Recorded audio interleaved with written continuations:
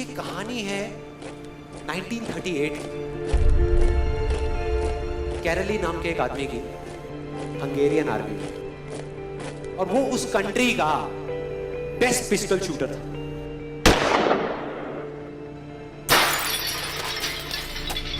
जितनी भी national championships हुई थी उस कंट्री में, उसको वो जीत चुका था। और सबको ऑलमोस्ट कंफर्म था कि 1940s में जो ओलंपिक्स होने वाले हैं उसमें गोल्ड मेडल केरली को ही मिलेगा। और उसने सालों से ट्रेनिंग करी थी। उसका एक ही सपना था, एक ही फोकस था कि मुझे अपने इस हाथ को दुनिया का बेस्ट शूटिंग हैंड बनाना है, बेस्ट बनाना है, बेस्ट बनाना है। और वो कामयाब हो गया, उसने बना लिया बेस्ट शूटिंग हैंड। सिर्फ 2 साल का फर्क था। 1938 में एक आर्मी का ट्रेनिंग कैंप चल रहा था। क्योंकि वो आर्मी में था तो एक एक्सीडेंट हो गया। उसके उसी हाथ में जिससे उसने गोल्ड मेडल जीतना था, उसमें एक हैंड ग्रेनेड फट गया और वो हाथ चला गया। जो उसका सपना था, जो फोकस था, सब खत्म।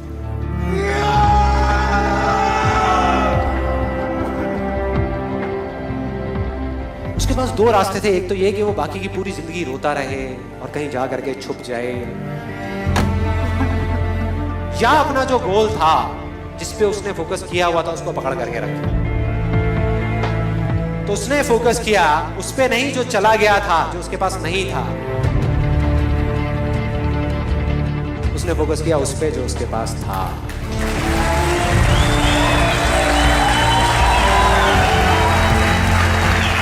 जो उसके पास था। और क्या था उसके पास में? एक लेफ्ट हैंड, एक ऐसा हाथ जिससे वो लिख तक नहीं सकता था।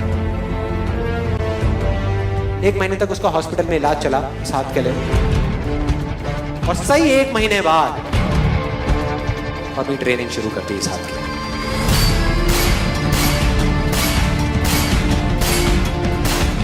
ट्रेनिंग के 1 साल बाद, मतलब कि 1939 में वो वापस आया। नेशनल चैंपियनशिप्स हो रही थी वहीं पे हंगरी में, और बाकी भी बहुत सारे पिस्टल शूटर्स थे वहां पे।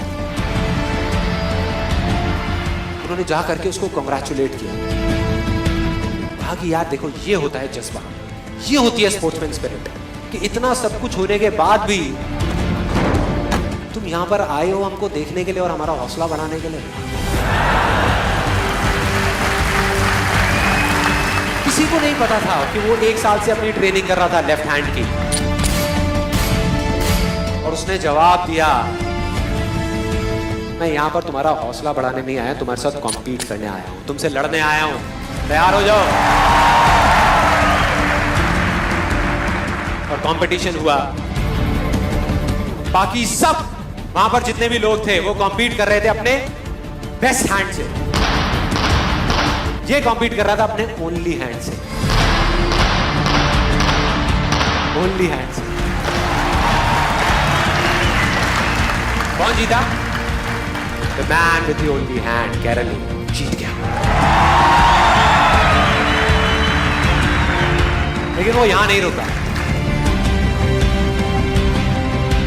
उसका गोल क्लियर था कि मुझे इस हाथ को इस कंट्री का नहीं, इस पूरी दुनिया का बेस्ट शूटिंग हैंड बनाना है। उसने अपना सारा फोकस उठा करके डाला 1940 पे, जब ओलंपिक्स होने वाले थे। लेकिन 1940s के ओलंपिक्स कैंसिल हो गए वर्ल्ड वॉर की वजह से।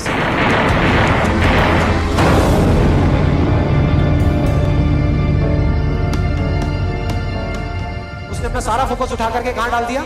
1944 में जो ओलंपिक्स होने वाले थे उसके ऊपर।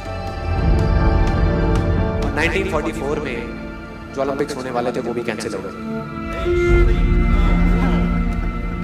वर्ल्ड वॉर की वजह से। फिर से कैंसिल।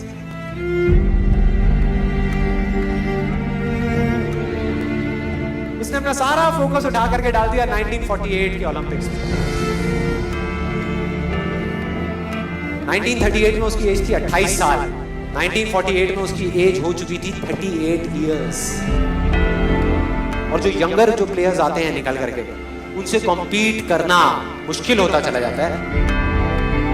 लेकिन मुश्किल नाम का ये वर्ड था ही नहीं उसकी डिक्शनरी में। वो गया, पूरे वर्ल्ड के बेस्ट शूटर्स आए हुए थे जो अपने बेस्ट हैंड से कॉम्पीट कर रहे थे, और ये अपने ओनली हैंड से कॉम्पीट कर रहा था। और कौन जीता? The man with the only hand.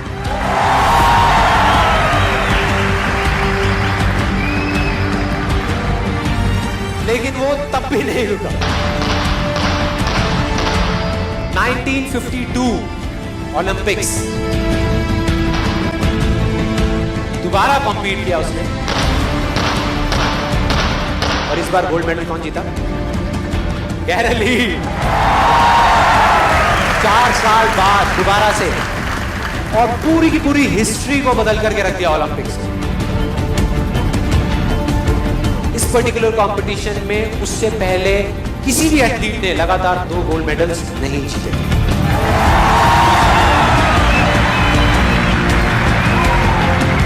अब किसी भी लूजर के पास चले जाओ, उसके पास लिस्ट होगी बहानों की कि मैं इस वजह से फेल हुआ अपनी लाइफ में, इस वजह से मैं कुछ नहीं कर पाया। बहुत लंबी लिस्ट है।